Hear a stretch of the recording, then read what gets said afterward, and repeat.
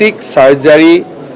procedure robotic সাৰ্জাৰী যেটো procedure বা robotic সাৰ্জাৰী ব্যৱস্থা হেতু আজি আমি state cancer institute Guwahati medical কলেজত শুভ উদ্বোধন কৰিলো আজিৰ পৰা আমাৰ পেশেন্ট সকলে ইয়াতে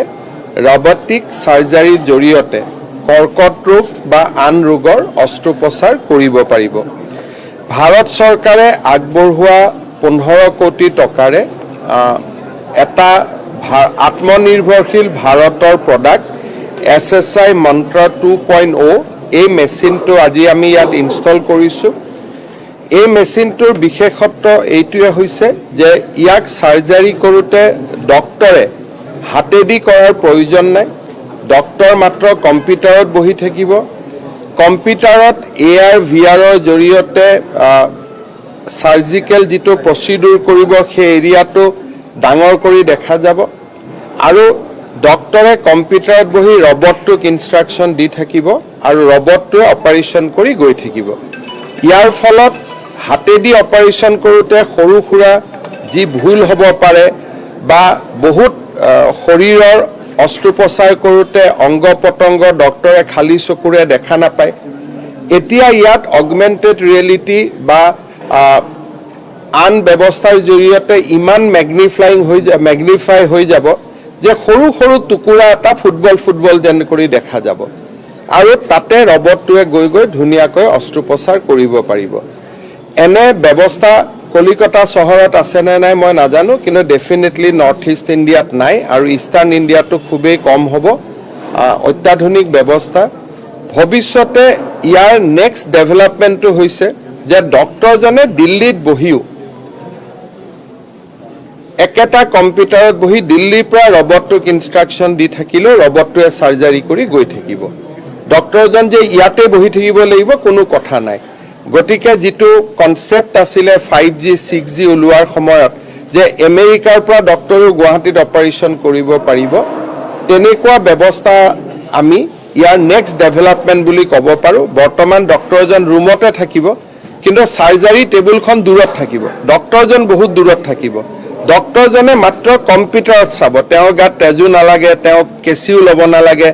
তেওঁ একো ইনস্ট্ৰুমেন্ট লব নালাগে ডক্টৰজনে মাত্ৰ কম্পিউটাৰত অপাৰেট কৰি থাকিব আৰু ৰবটটোৱে ডক্টৰজনৰ কথা মতে সাৰ্জাৰী কৰি গৈ থাকিব এটা আপোনালোকে ভিডিও এটাও লব পাৰে বহুত বেছি এটা ডেভেলপ ইকুইপমেন্ট এটা আমাৰ গুৱাহাটী মেডিকেল কলেজৰ ক্যান্সাৰ হস্পিটালত আজি আৰম্ভ হ'ল প্ৰধানমন্ত্ৰী মোদী ডাঙৰীয়াক ধন্যবাদ জনাইছো যে কেন্দ্ৰীয় চৰকাৰে আমাক এটা সাহায্য আগবঢ়াইছিল তাৰ আমি সৎব্যৱহাৰ কৰিবলৈ সক্ষম হলো যোৱাকালিও মই কেবিনেটত কৈছো যে আমি ৰাজ্যজুৰি ক্যান্সাৰ হস্পিটাল বিলাক আমি খুব সুন্দৰ কৰি চলাই আছো এই বছৰত আমি শিৱসাগৰ তিনিচুকীয়া ডিফু গোলাঘাট এই চাৰিটা জায়গাত আমি ক্যান্সাৰ হস্পিটাল উদ্বোধন কৰিব পাৰিম সেই দিশতো আমাৰ কাম চলি আছে আৰু গুটেই কেখন ক্যান্সাৰ হস্পিটালত একোখন আমি BSc নাৰ্সিং কলেজও স্টাৰ্ট কৰিম লগত বৰপেটাত ইতিমধ্যে আৰম্ভ কৰিছো বাকি ক্যান্সাৰ হস্পিটাল কেখনৰ লগত আমি BSc নাৰ্সিং কলেজ একোখনো আৰম্ভ কৰিম আৰু এই BSc নাৰ্সিং কলেজ বিলাকত আমাৰ ষ্টুডেন্ট সকলক ইংৰাজী আৰু জাপানীজ ভাষাৰ আমি এক্সপোজাৰো দিম যাতে ভৱিষ্যতে তেওঁলোকে সুন্দৰ কেৰিয়াৰ এটাও বনাব পাৰে বহুবিলাক কাম হৈ আছে আজি বহাগ বিহুৰ প্ৰাক মুহূৰ্তত এনে সুন্দৰ কাম এটা অসমবাসী ৰাইজৰ বাবে অৰ্পণ কৰিবলৈ পাই মই গৌৰৱ অনুভৱ কৰিছো Guwahati medical college state cancer institute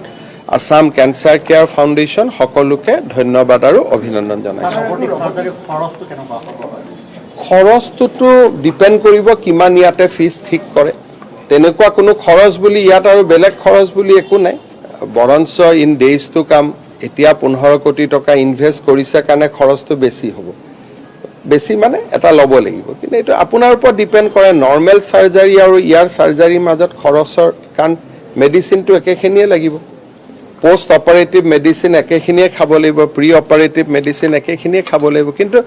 ইয়াতে নিখুদ হ'ব আৰু ফিজত কোনো তাৰতম্য নাই নৰমাল জি ফিজ এটো একেই ফিজ হ'ব মোৰ মতেদি ইয়াত খালি প্ৰথম অৱস্থাত যেহেতু টকা এটা ইনভেস্ট কৰিছে মেচিন এটা লগাইছে প্ৰথম অৱস্থাত অকণমান থাকিলেও লাহে লাহে কষ্টবিলাক আৰু আয়ুষ্মান ভাৰতততো কোনো কষ্টে নাই